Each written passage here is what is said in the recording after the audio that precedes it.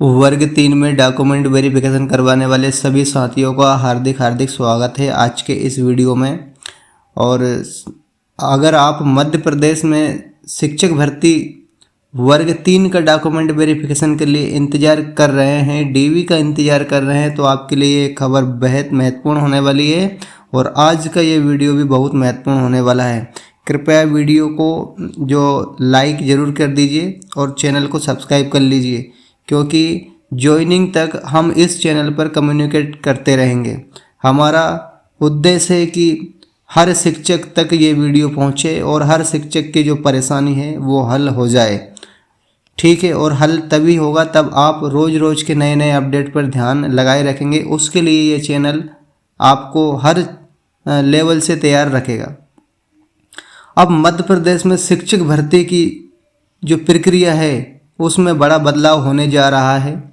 अब तक जो सबसे बड़ी समस्या उम्मीदवारों को थी वह डॉक्यूमेंट वेरिफिकेशन यानी डीवी की प्रक्रिया थी। लोगों को दूर दूर से जिला शिक्षा अधिकारी कार्यालय जाना पड़ता था, लाइन में खड़ा रहना पड़ता था, कई बार दस्तावेज लेकर जाना पड़ता था। लेकिन अब खबर आ रही है, मध्य प्रदेश में शिक्षक भर्ती के लिए दस्तावेज का सत्यापन अब ऑनलाइन ही किया जाएगा। यानी अब उम्मीदवारों को शायद पहले की तरह डीईओ ऑफिस के चक्कर नहीं लगाने पड़ेंगे। लेकिन इसका मतलब क्या है, इसका विस्तार से हम समझेंगे। क्या पूरी तरह ऑनलाइन व्यवस्था हो जाएगी? क्या फिजिकल डॉक्यूमेंट वेरिफिकेशन खत्म ही हो जाएगा? और इसका वर्ग 3 की जो डीवी पर क्या असर पड़ेगा? आज के इस वीडियो में हम इसके बारे में विस्तार से चर्चा करेंगे, क्योंकि ये मैं अपने तरफ से नहीं लेके आया, ये कल न्यूज़ में आया था, उसके लिए मैं इस खबर को लेकर आया हूँ। तो इस खबर पर हमें चर्चा करना बेहद ज़रूरी है और इसका विश्लेषण एनालिसिस करना भी बहुत ज़रूरी है। तो खबर क्या कहती है? खबर में स्पष्ट लिखा है कि माध्यमिक शिक्षक भर्ती प्रक्रिया और जो अधिक पारदर्शी सरल बनाने लिए स्कूल शिक्षा विभाग एक नई व्यवस्था लागू करने जा रहा है। और इसमें जो मध्य प्रदेश में जो शिक्षक भर्ती है जो वर्ग 3 की, उसमें इस तरह के जो व्यवस्था है उससे जो फास्ट काम करना ये चाहते हैं। इस नई व्यवस्था के तहत शिक्षक भर्ती के उम्मीदवारों के दस्तावेजों का ऑनलाइन सत्यापन होगा। इसका मतलब यह है कि अब उम्मीदवार अपने दस्तावेज पोर्टल पर अपलोड करेंगे, अधिकारी उसी पोर्टल पर उसका सत्यापन करेंगे। पहले डीवी की प्रक्रिया कैसी थी उसे समझिए। पहले शिक्षक भर्ती में जो डीवी हुआ करता था वो ऐसा होता था, सबसे पहले जैसे आपका परिणाम आया, परिणाम के बाद में जिन उम्मीदवारों का मेरिट लिस्ट में नाम होता था उन लोगों से दस्तावेज पोर्टल पर आईडी बनाकर अपलोड कराए जाते थे।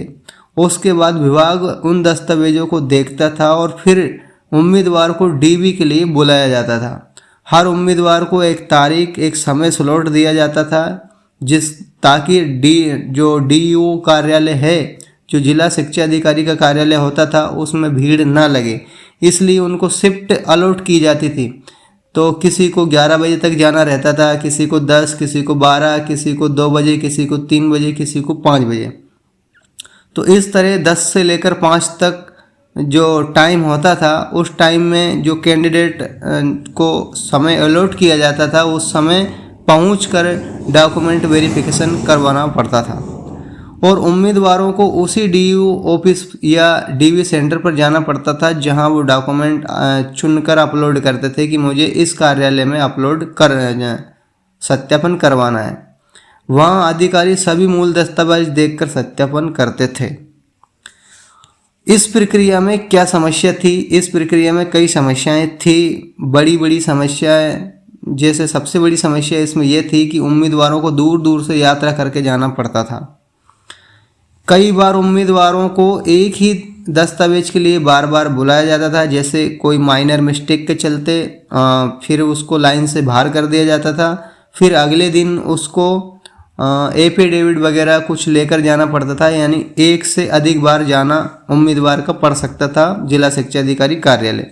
इसके अलावा भीड़ भी बहुत ज़्यादा हो जाती थी। भले ही वो टाइम अलॉट करते थे कि इस टाइम पर जाना पड़ता है, लेकिन वहाँ अधिकारी कभी कभी काम को डिले कर देते हैं, तो पहले वाले कैंडिडेट का काम होता ही नहीं था और पीछे वाले कैंडिडेट का टाइम शुरू हो जाता था। तो इस तरह प्रक्रिया में भीड़ व्यवस्था हो जाती थी और पूरी प्रक्रिया को पूरा होने में काफ़ी समय लग जाता था। अब जो नई ऑनलाइन व्यवस्था है उसमें क्या होगा, तो नई व्यवस्था के तहत उम्मीदवार को पहले की तरह अपने दस्तावेज पोर्टल पर अपलोड करने होंगे, लेकिन अब अधिकारी उन्हें पोर्टल पर ही चेक करेंगे। अगर दस्तावेज सही पाए जाते हैं तो उन्हें सीधे अप्रूव कर दिया जाएगा, और अगर किसी दस्तावेज में समस्या होगी तो उम्मीदवार को पोर्टल पर ही सूचना मिल जाएगी। अगर दस्तावेज में गलती हुई तो क्या होगा, तो इस समस्या को हम जानते हैं। अगर किसी दस्तावेज में समस्या पाई जाती है तो उम्मीदवार को पोर्टल पर ही सूचना दी जाएगी। जैसे दस्तावेज स्पष्ट नहीं, ये डिस्क्लेमर आपके पोर्टल पर लॉगिन होकर दिखने लगेगा। या फिर वो लिख देंगे दस्तावेज अधूरा है, ये मैसेज आपके पोर्टल पर शो होने लगेगा। जब आप अपने खुद से लॉगिन करके देखेंगे जहां आपने डॉक्यूमेंट अपलोड किए थे उस जगह ये मैसेज शो होने लगेगा। या फिर आपको मैसेज शो होगा कि अतिरिक्त दस्तावेज अपलोड किए जाए। ऐसी स्थिति में उम्मीदवार उसी पोर्टल पर नया दस्तावेज अपलोड कर सकेगा जो डॉक्यूमेंट आपसे मांगे हैं। तो अब जो फिजिकल डीबी खत्म हो जाएगा क्या, ये सबके मन में एक क्वेश्चन आ रहा है कि अब क्या फिजिकल डॉक्यूमेंट वेरिफिकेशन होगा ही नहीं। तो मुझे जो लगता है वो ये है, ये एक बहुत महत्वपूर्ण सवाल है और अभी तक जो जानकारी सामने आई है उसके अनुसार फिजिकल डीबी पूरी तरह खत्म होने की संभावना कम है। लेकिन अब यह संभावना है कि पहले ऑनलाइन सत्यापन होगा, उसके बाद केवल ज़रूरत पड़ने पर उम्मीदवार को बुलाया जाएगा। इससे उम्मीदवार को क्या फ़ायदा होगा, इस नई व्यवस्था से उम्मीदवार को कई फायदे होंगे। सबसे पहला फ़ायदा ये होगा कि उम्मीदवार को बार बार ऑफिस नहीं जाना पड़ेगा। दूसरा फ़ायदा ये होगा कि पूरी प्रक्रिया जल्द पूरी हो जाएगी। तीसरा फ़ायदा ये होगा कि प्रक्रिया अधिक पारदर्शी हो जाएगी। अब सबसे महत्वपूर्ण सवाल, हम उन सवालों की बात करेंगे जो इस खबर के बाद उम्मीदवारों के मन में आ रहे हैं। तो वे जो उम्मीदवारों के मन में आ रहे हैं उन सवालों को ले लेते हैं। क्या डीबी पूरी तरह ऑनलाइन होगा, तो ये बिल्कुल इसका जवाब है नहीं। पूरी तरह ऑनलाइन होने की संभावना कम है। पहले ऑनलाइन जांच होगी और ज़रूरत पड़ने पर फिजिकल वेरिफिकेशन होगा।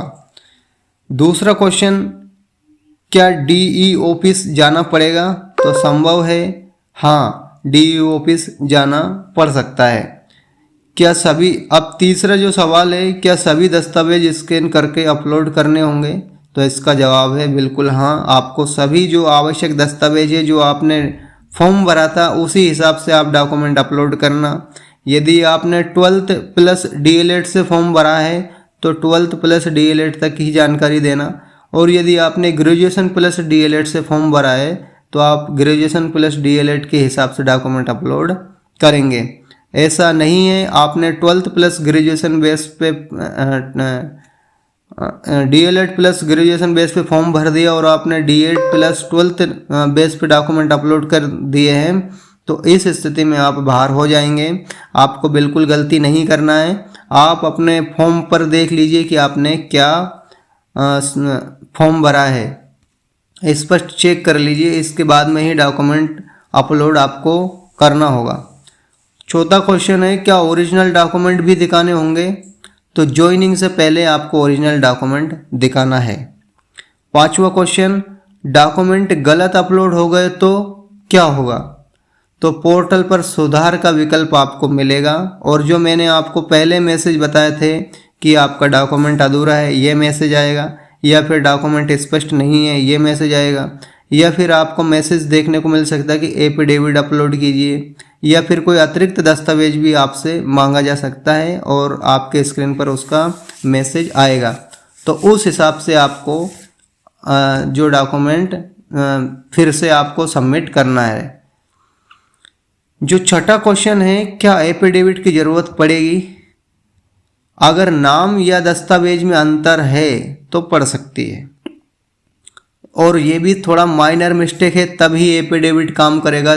छोटी मोटी स्पेलिंग सरनेम का यदि दिक्कत है, किसी डॉक्यूमेंट में सरनेम है, किसी में डॉक्यूमेंट में सरनेम नहीं है, तो आपको एफिडेविट की ज़रूरत पड़ेगी।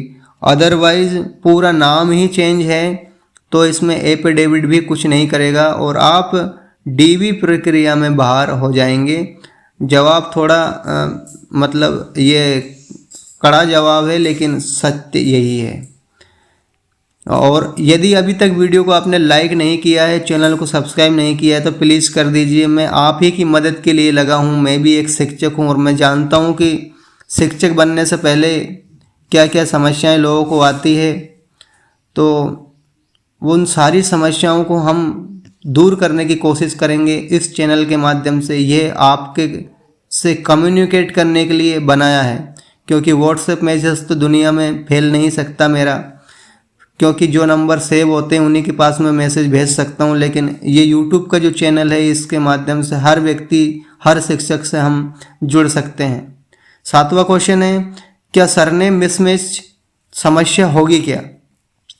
छोटी स्पेलिंग गलती सामान्यतः स्वीकार की जाती है।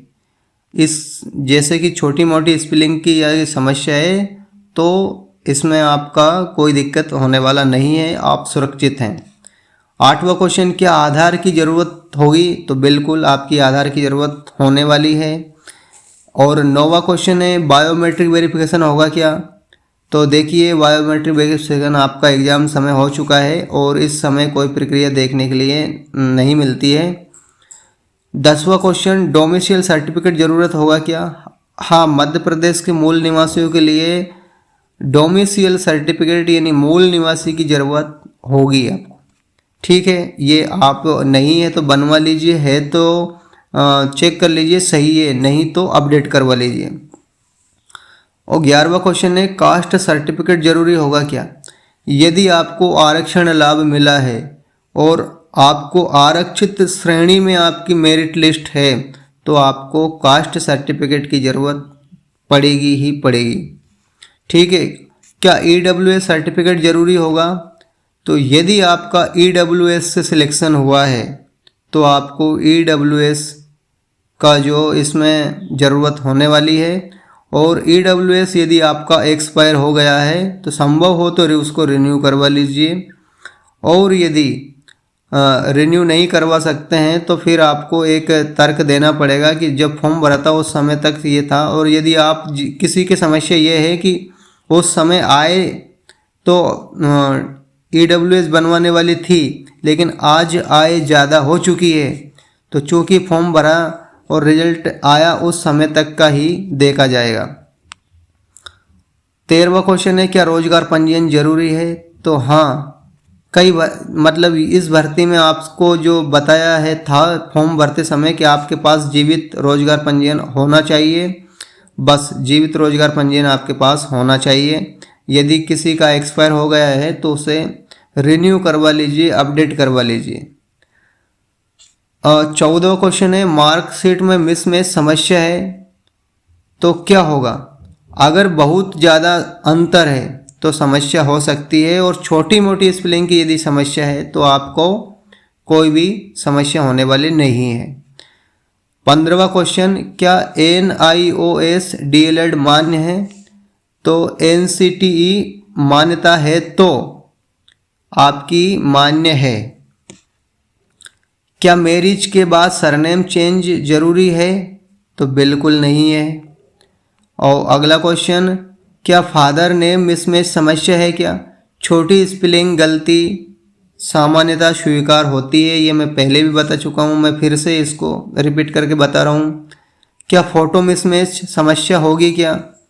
तो देखिए, आपको ने जिस समय फॉर्म भरा था अब वो लाइव फ़ोटो लिया था और अभी आपका फ़ोटो इस हिसाब से जाएगा, इसमें आपको कोई समस्या होने वाली नहीं है। क्या एक्सपायर सर्टिफिकेट समस्या है क्या? तो हाँ, एक्सपायर सर्टिफिकेट में आपको समस्या हो सकती है। क्या एफिडेविट से समस्या हल हो सकती है क्या? कई छोटे मोटे मामलों में एफिडेविट काम करेगा, लेकिन यदि कोई समस्या बड़ी है, गंभीर है, तो आपका एफिडेविट काम नहीं करेगा। क्या फेक डॉक्यूमेंट होने पर क्या होगा? तो ये किसी का क्वेश्चन है कि फेक डॉक्यूमेंट यदि है तो क्या होगा? तो आपकी उम्मीदवारी रद्द हो जाएगी। ये सत्य है, कड़ा है। क्या डीवी के बाद मेरिट बदल सकती है?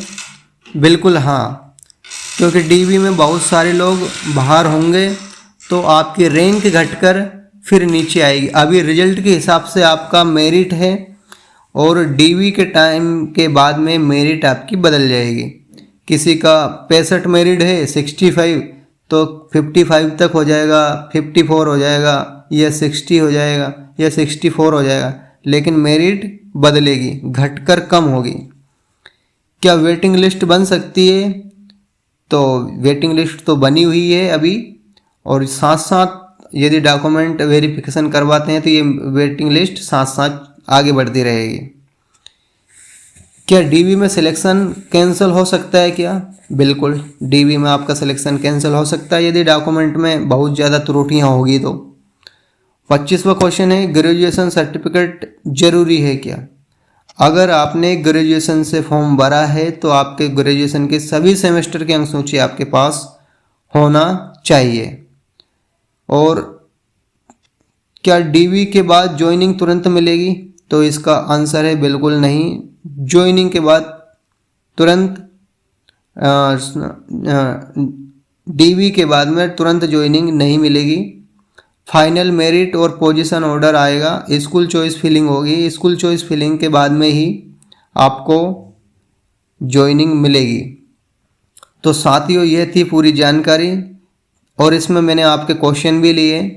और मैं फिर से आपको याद दिलाता हूँ कि अभी तक आपने चैनल सब्सक्राइब नहीं किया तो प्लीज़ सब्सक्राइब कीजिए। और आपकी क्या समस्या है इसमें अभी मैं एक गूगल फॉर्म जोड़ूंगा इस वीडियो के डिस्क्रिप्शन में। आप उस गूगल फॉर्म को भरकर आपकी समस्या मुझ तक पहुंचा सकते हैं और उस समस्या पे हम अगले वीडियो में विस्तार से बात कर सकते हैं कि आपकी समस्या का क्या सॉल्यूशन है, क्या समाधान है। तो उस समस्या को हम पूरी तरह से समझेंगे, क्लियर करेंगे। तो यह थी पूरी जानकारी कि अब मध्य प्रदेश शिक्षक भर्ती के लिए दस्तावेज सत्यापन ऑनलाइन कैसे किया जा सकता है। अगर आपके मन में भी डीवी से जुड़े कोई सवाल है तो हमें कमेंट कीजिए और हम आपके कमेंट को लेंगे। ज़रूरत लगेगी तो उस कमेंट को हम वीडियो में भी इंक्लूड करेंगे। अगर आप शिक्षक भर्ती से जुड़ी ऐसे ही महत्वपूर्ण जानकारी चाहते हैं तो चैनल को सब्सक्राइब जरूर कीजिए। धन्यवाद।